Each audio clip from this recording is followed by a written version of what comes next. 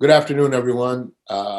We are here with Steve Kalifa, who is an international businessman, and we're going to talk about generating sales and finding cost-effective ways to take your business abroad. Steve, welcome. Thank you for being here today. Tell me a little bit about you and your business, and how did you take it abroad? Well, good morning. Not quite afternoon yet, but Andre, thank you for this opportunity. And I look forward to more events like this. I think this event is very helpful to our community, and not only just in America, but also abroad. It will open a lot of different, it will teach a lot of our young entrepreneur to understand the culture and the business environment in the US. Wonderful. Talk to me about some of the things that you do. Tell me what Well, in terms of this topic, so since we're focusing on technology, we have a firm called Bethesda Energy Technology. It's based in Washington, D.C., and established about 10 years ago. So I established it to help our technology needs. We really had a very hard time finding the right software for our home healthcare business. So when we established it, I mean, there's so many software out there for home health, but the challenge is you don't find the right one that really apply to all your needs. So what I did was I reached out to a firm in India. Basically, they really created a custom software for us. So after that, we owned the patent, and what we did was we're literally running the whole technology software here in the US right now. I got a question. How exhaustive was that search? And if it was so, I mean, how did you go about finding the right firm to build the software that you needed? Tell us about that process. Sure. So there's a lot of home care or medical supply software out there, but to find the right one is a challenge, and some of them are very, very expensive. And we tried probably, I don't know how many, 6, 7 of them, and there are good ones, but just doesn't support or doesn't respond to all your needs. So so finally I realized, by the way, there's a DME and home health convention. So I was going there every year and try different softwares. And the challenge is really, even if you find the right software per se, applying that, it takes a long time. It's very expensive. And you have to show your employee, you have to train your employees, and it's very time consuming, it's very expensive. So finally, after so many years, I decided there was a company in Vegas that literally listened to all your needs and provide you with all the options in India. So we listened to them, and we brought them to our office. I believe they had a very small office in Vegas. And after several meetings, it took us really several years to decide to go along with them. And finally, when we did, so they presented, they listened to our needs, and based on that, they connected us with a firm in India, and from there, they created our own software. How long did that process take? Overall, it took us about 3 years. Right. On selling and providing services during the pandemic in foreign countries, what's the major challenge that you face? Well, COVID was something completely new to all of us. Nobody expected it. Nobody thought we would reach to this level. So the suppliers, I mean, everybody needed some kind of PPE product. So the demand was very high and the supply was very short. So at that point, we reached out to China, and all our suppliers locally, they were out of any product. So we really have to go outside our normal business, and we really had to reach out to the manufacturer directly. So China was the best and the least expensive, but the challenge was getting that letter of credit. So all the suppliers in China demanded we were the full 100% of the price tag, and we didn't have any relationship, and there was so much, the level of trust was very low at that point. So the only way was to establish some kind of letter of credit. And if you notice at that time, most of the banks or financial institutions were pretty much very hard to reach unless you have a prior relationship. Mm-hmm. So thanks to our relationship in New York, and he opened our account immediately, and that's when we had our first container. But it took us almost close to about 45 days to establish the whole process. So for someone that's listening that has a small business that wants to do business abroad, what would you tell them how to go about obtaining a letter of credit if they're starting fresh and they don't have the relationships? What would you tell them? Where would they start in that effort to get that letter of credit? I think the first I would recommend would be understand the culture and respect the culture wherever it is. It could be China or Korea or Ethiopia.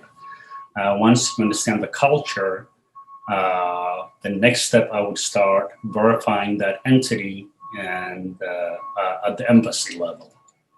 So once you verify that company is solid and legitimate, then I would start a very small transaction.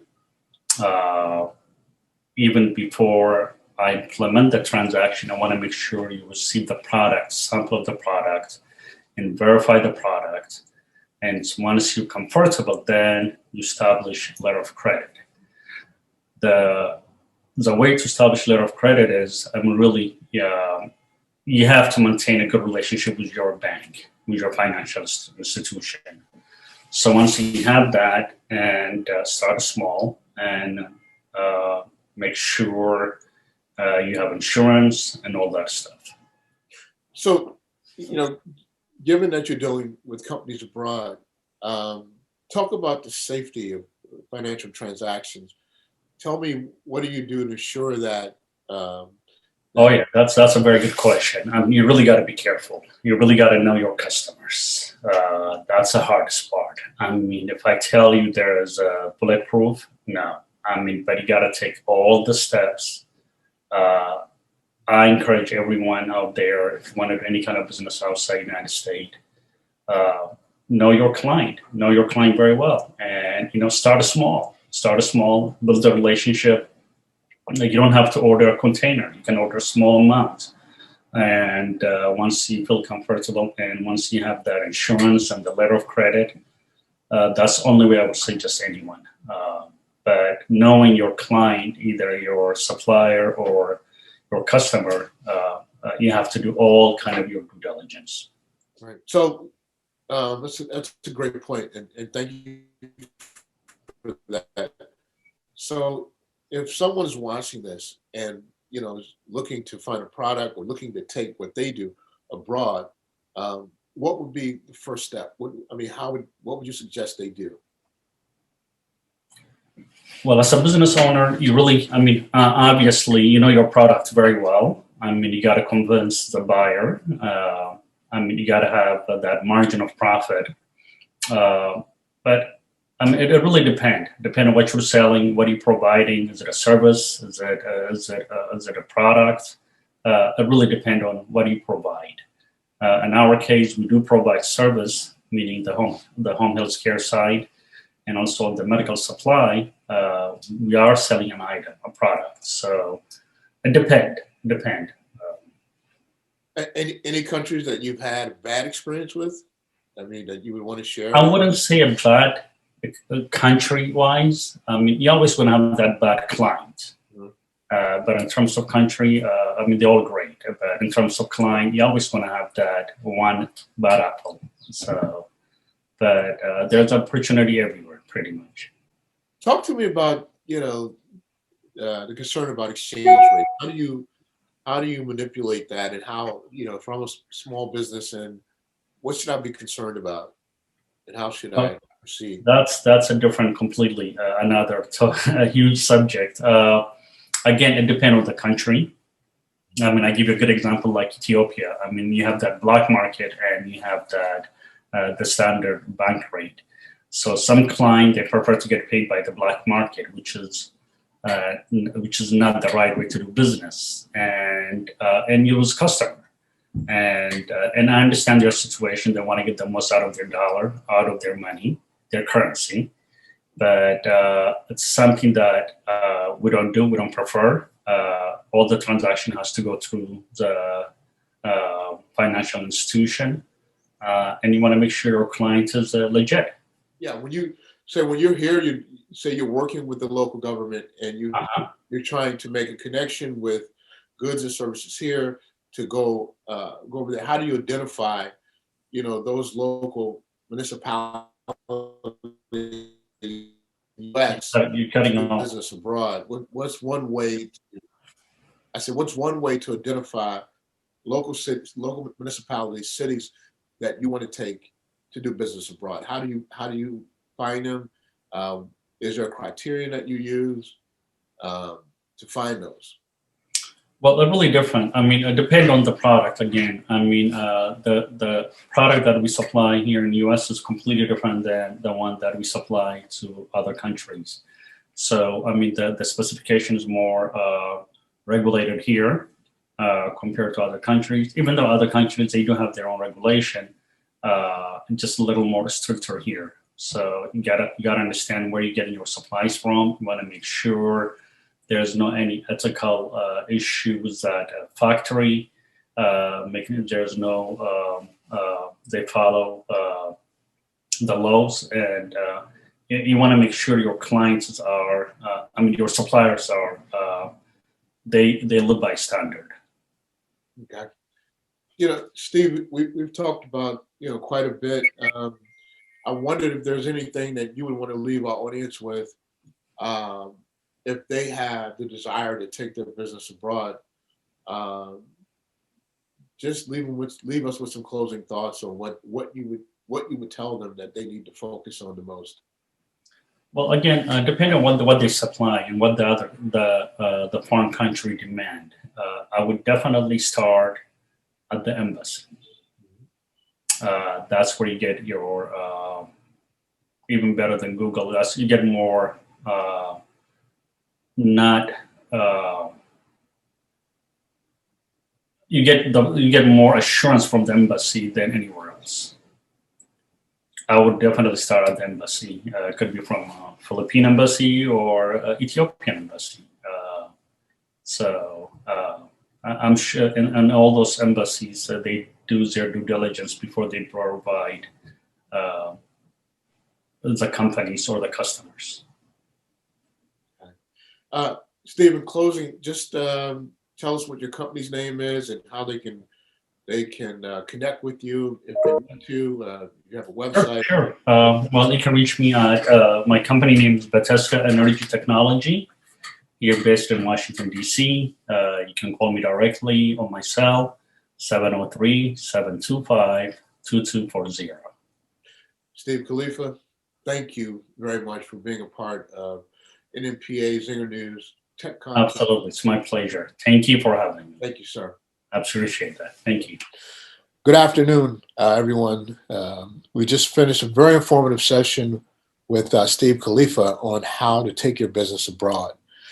The next panel, some say saving the best for last, really holds true to form here.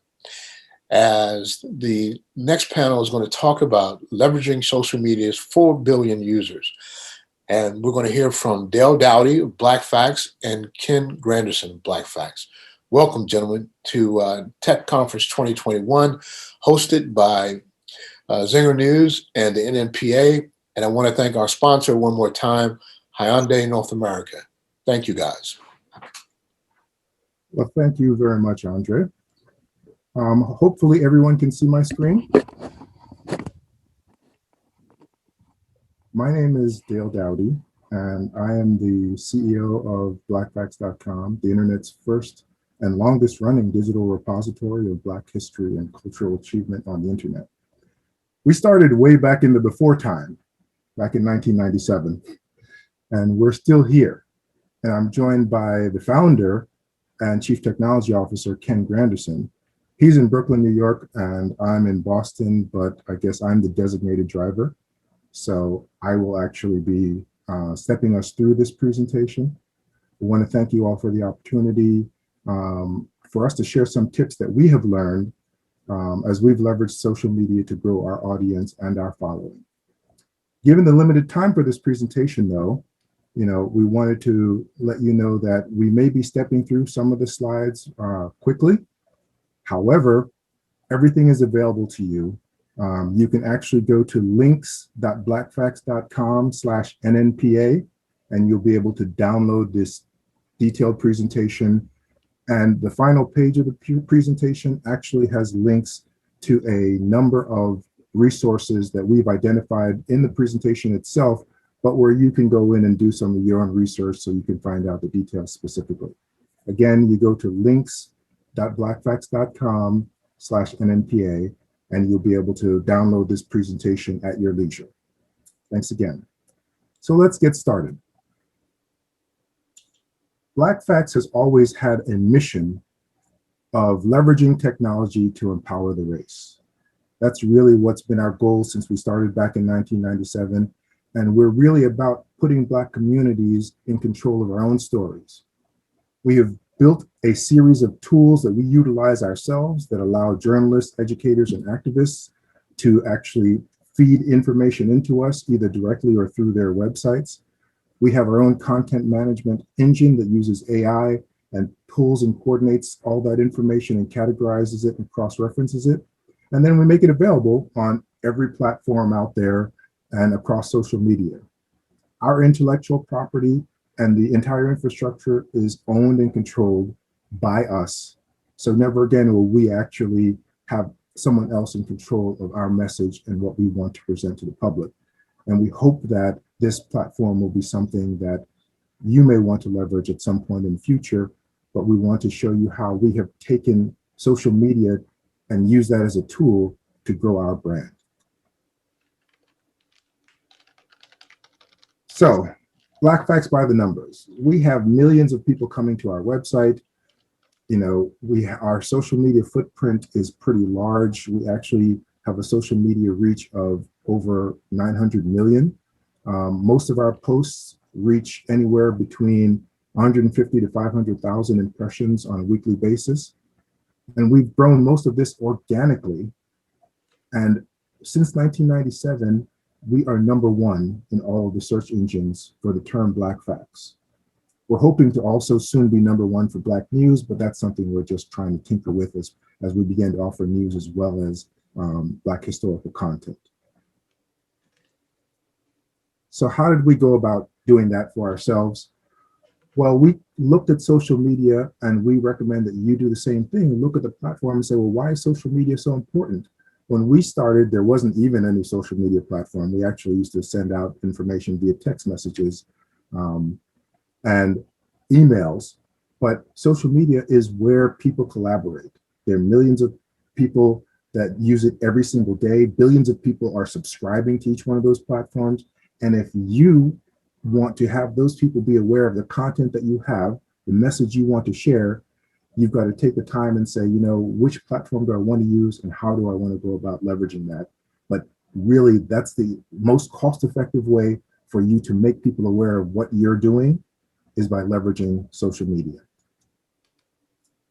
Now, all social media platforms are not created equal. They interact with their audiences in different ways. They support different types of content. Some of them are more image driven or video driven. Others actually have feeds that can take all types of content. You actually have to think to yourselves, what platform makes the most sense for you? If you look at a platform like LinkedIn, for example, that's a more professional network. And therefore, if you want to share content on LinkedIn, you've got to make that content relevant to the audience that you're targeting. Whereas Facebook has a global reach, but is also more community-based because a lot of the content is shared among friends and family of individuals. And so you really want to understand how each platform works and whether or not you even have the content that makes sense. Pinterest, for example, is really great for videos and images, but if you are text-driven in terms of your content, it may not be the appropriate platform for you, or a platform where you want to focus a lot of your time and energy. Building your company profile on social media. On every platform, of course, you can just stand up your own page. And your page is pretty much a monologue.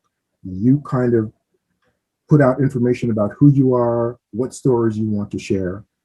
But many of the platforms also allow you to have groups. Groups are where people are interested in a particular topic, and they may actually be more interaction because a group has participation. People have to sign up to be a part of a group, so they have purposely said, I'm interested in this particular topic. And those groups allow you to actually talk to the folks that are your audience and allow them to provide feedback. And that's something that you may want as part of your social media experience. And if it's not, then maybe groups are not what is appropriate for you. Every platform kind of has its own vibe to it. I'll tell you one thing, something like Twitter, which is something that people hear about a lot, that is a very hands-on platform. If you want to leverage a platform like Twitter, you have to be very engaged and very aware of what is trending at a moment in time so you can insert yourself into that trending topic. Other platforms allow you to be more passive and just push out information. And it really depends upon whether or not you have the time and resources to dedicate to leverage the best that you can from each one of these platforms. Once you've picked the platforms that make sense for you, you've got to determine what are your goals for your particular campaign. A goal may be a simple matter of saying, hey, I would actually like to make people aware of something. And based upon those goals, you kind of have to be smart about it. Be very specific and intentional. What is it I'm hoping to gain when we begin posting this series of content? It's really important that you think this through, because sometimes awareness is enough. And awareness just says we want people familiar with our brand. But other times, you actually want people to take an action where they go to your site to either find out more information or to get more news or to get details about a particular event or just to subscribe. You have to know what you want to do with your campaign, because each platform actually has tools that allow you to be more specific, whether you want engagement and sharing or you want link clicks to go back to a particular landing page. And so when you are putting together your strategy, it is extremely important that you think through what your campaign is and that you be consistent. Sometimes when you're making posts online, the time that you make the post is as important as the content itself. So you need to be repetitive and consistent in your posts, because people will know that you're posting every day at 2 o'clock. And you want to catch them maybe right after lunch or at 8 o'clock in the morning because you want to catch them before they start their day. These are things you have to think about as you put together your campaign so that you know what the results are, because from the very beginning, you've thought about what it is you are trying to achieve. Each platform also has a different kind of user behavior. And this chart actually is very helpful in you understanding which platform makes sense for you. You'll notice, for example, there's a line there for discovering. People do a lot of searching on YouTube and on Twitter. They find out what's trending, what's happening. Those platforms are very good because the users themselves are just trying to find out about more information, but that does not mean they're actually taking any action other than reading the information that is there. Whereas a platform like Facebook is about communicating. That means that the audience, the users in Facebook, are interested in communicating, whether they're communicating about themselves and saying, hey, what they had for lunch today, or they're sharing an interesting post that they saw that had, some kind of emotional impact on them. You have to look at the platforms and see, well, what makes sense for them? Because that's what's going to make sense when you post something, how they're going to react. Taking an action is another thing that is very important. And you see, Facebook is the leading site on the internet for taking action. Users on Facebook will usually do something if you make a request, a call to action. If you're doing a GoFundMe campaign, for example, the most active platform for that type of campaign is Facebook, because people will look at that and they'll actually take an action. And so if you want people to go to your website or go to your page or go to a landing page about an event and sign up for it, then Facebook is the platform for you. And so these are the things that you have to consider as you are putting together your campaign. Optimizing your posts.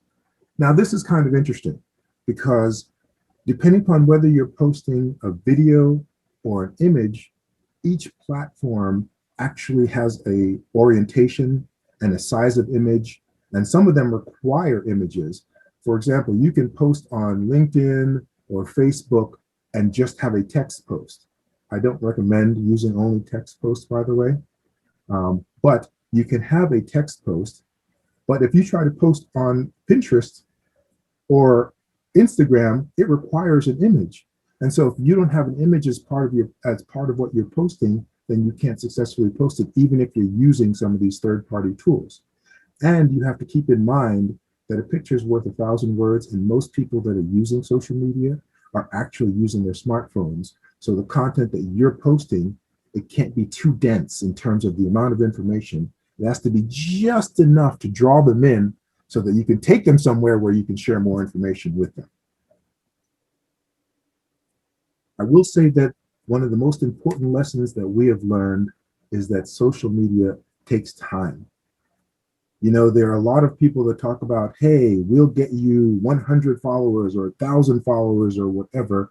And usually those are garbage followers or bots. If you want to actually grow your social media, you've got to spend the time to actually think through a campaign, and you've got to take the time to actually go and post on these different platforms. And the only way you can do that well is to use some of the tools out there.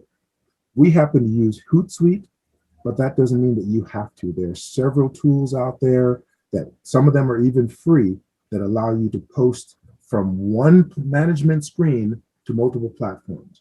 What we love about things like Hootsuite is that I can actually, on a Saturday afternoon, schedule all the posts that I want to do for the week and plug them in at the time and the day that I want to have them scheduled, and they'll push them not just to one platform, but across all of my platforms.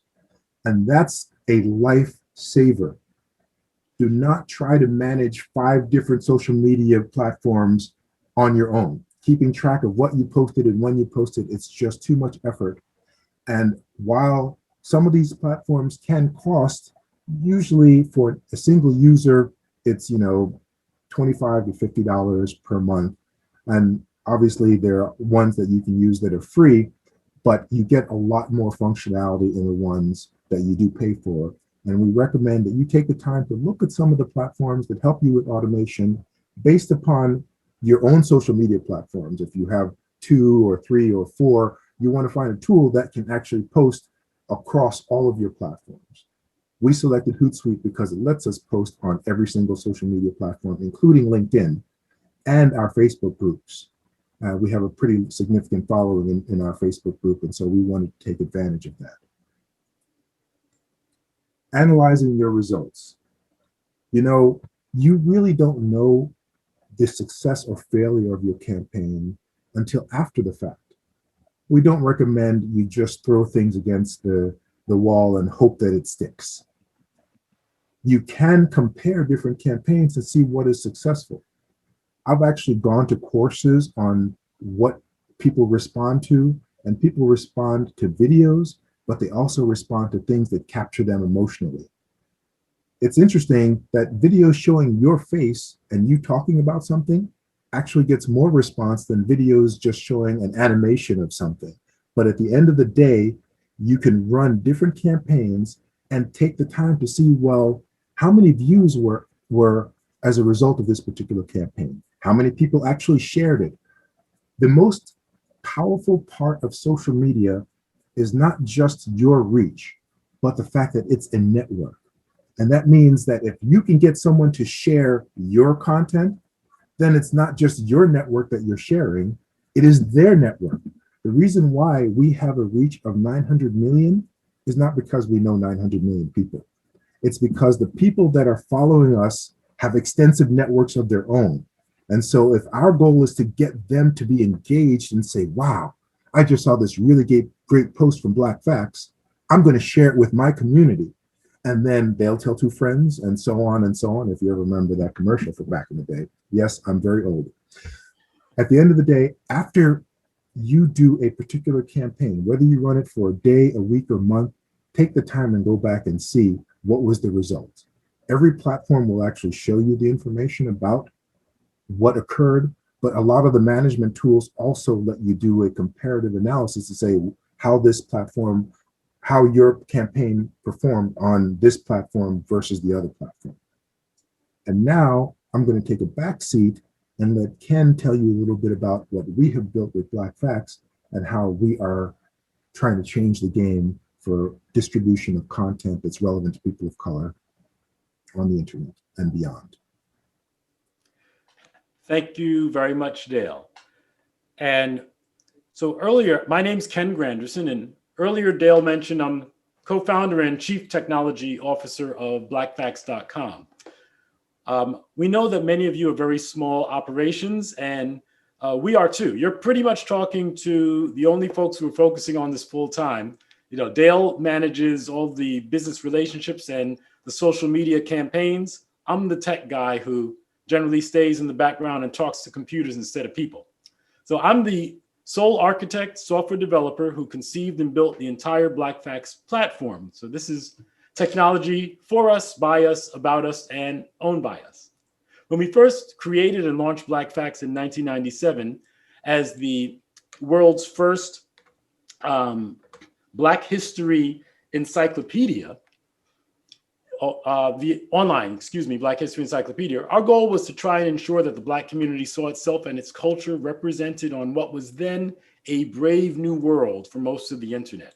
So while on the surface, Black Facts may look like just an online encyclopedia, under the hood, it's actually a complex content management platform that aggregates content from online sources, as you see on the left, uses artificial intelligence systems to index and link those articles on common topics to have them show up, as you see in the middle on Black Facts, and then on the right, pushes that content out to a variety of devices and different platforms. Next slide, Dale.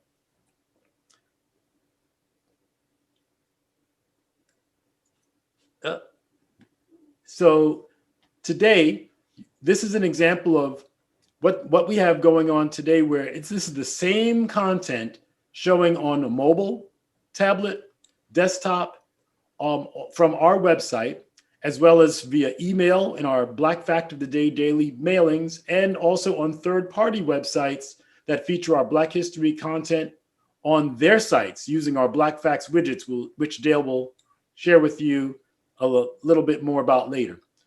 But since 2001, when we built an online self-publishing system that put Boston's Black newspaper, the Bay State Banner, online, we've been committed to building tools to help our journalists extend their reach and their messages by leveraging the power of today's technologies. So before we wrap up, I'd like to make you aware of the current and upcoming publishing tools from Black Facts that are part of our mission of putting Black communities in control of our stories. Next slide, please. So our Wakanda News service that you see there features RSS headlines from over 160 Black and Black aligned publications in the US, UK, Caribbean, and several African nations.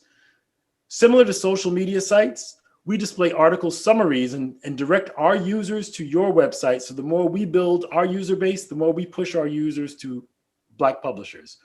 Our site stickiness tools, that like the one that just scrolled away, display our Black History text and video widgets on your website to help keep your users engaged and coming back to your site.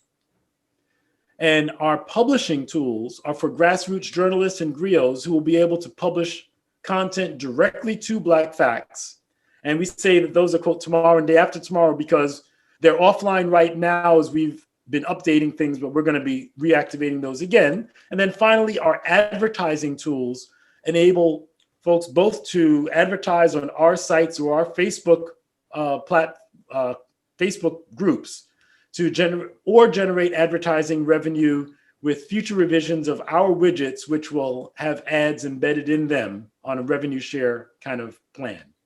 So I just wanted to give you some ideas of things that we've built to try and help leverage our technology skills, which is kind of our lane. That's, you had one job, we do technology. That's what we do.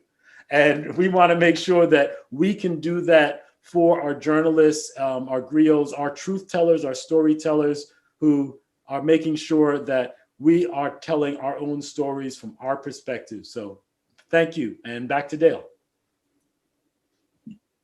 So we want to let you know that we recognize, especially in today's current environment, the importance of Black journalism and the importance of news that people could trust. We've had too much, I guess the term is fake news out there. And so for us, it is very important that we become a trusted resource for our community. And the fact that we've been around for so long, it has garnered that trust. And that's why people keep coming back to us. Even our name, Black Facts, this was before everything was fact checking.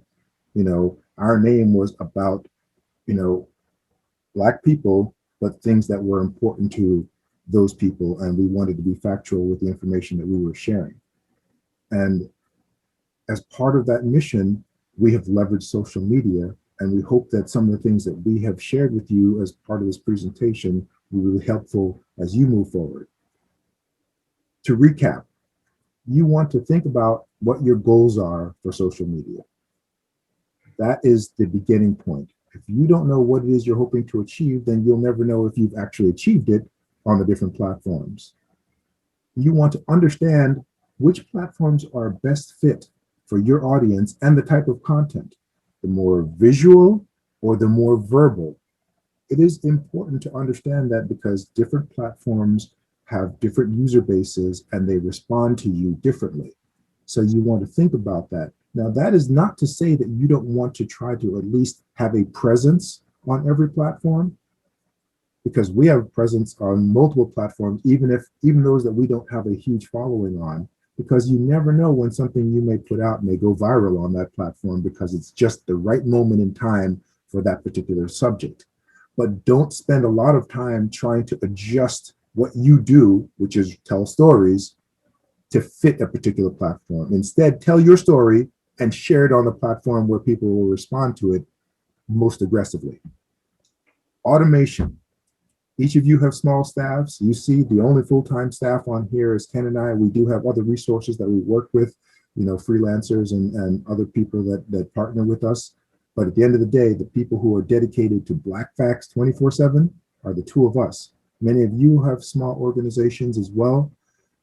Without automation, you just cannot do it.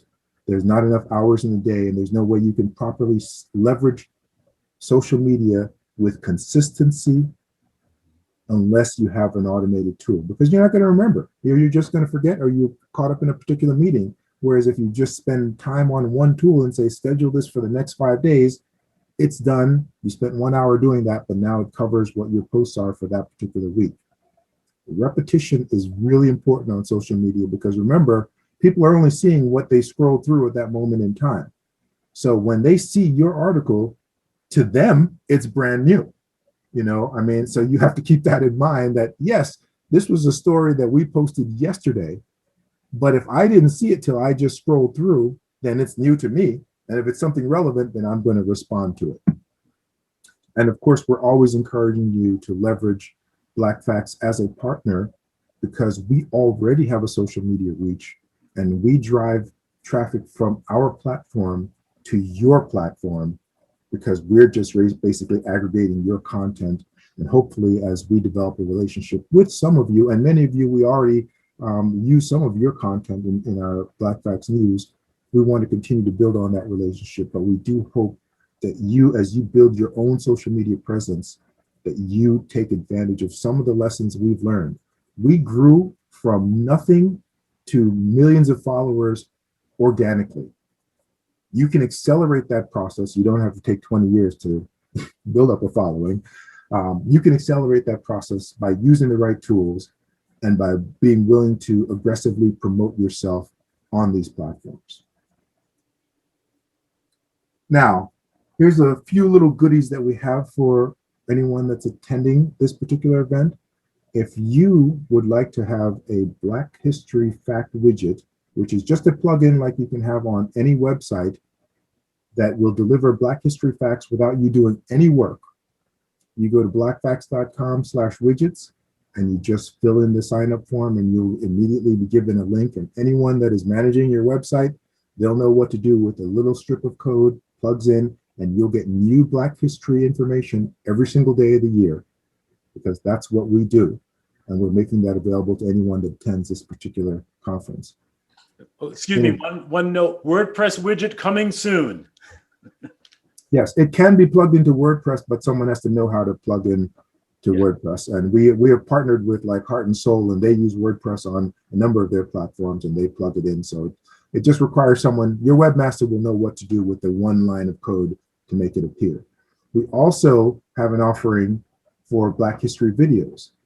I will tell you the most exciting thing for us is beginning in Kwanzaa, we started putting out videos about Black history because we wanted to tell the story and the principles behind Kwanzaa. And we had no idea that it would result in an explosion, literally almost a 40% increase in participation on our websites because we began sharing videos. And we went from posting on Kwanzaa to creating our Black Facts Minute videos, which every day, if you go on Black Facts, every single day you will see a new 1 minute long video about an event or a moment or a person in Black history that's relevant to that particular date and time. We're making those videos available so that you can share that on your content, and we're actually partnering with a number of organizations that are now want to use our content. But we're making that available also for free, especially during Black History Month, at blackfacts.com/widgets/videos. Same kind of sign up. It's a unique code, but you plug that code in, and instead of seeing the text and image of here's the Black history fact of the day, you'll see a little video player that will play the Black history video of the day. These are just special offerings that we have for you. In conclusion, after you download this spreadsheet, if you, this presentation, if you go to links.blackfacts.com/NNPA, you see here are links to all the reference documents and reference materials we have provided in here so that you can leverage this platform and use the content to educate yourself as you think through, well, how do I want to make the best use of social media going forward? We hope this has been informative and something that you can use going forward. Thank you very much for your time. And if you have any questions, feel free to send an email to outreach@blackfacts.com and we'll respond to you with any questions that you may have. Thanks again. We'll turn this back over to Andre.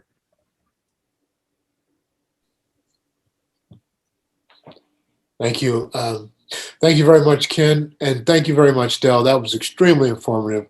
It's a great way for us to end the day. And I think, people are going to be very excited about what you have to offer. And we look forward to working with you in the very near future. Thank you both so much. Thank you very much. Thank you.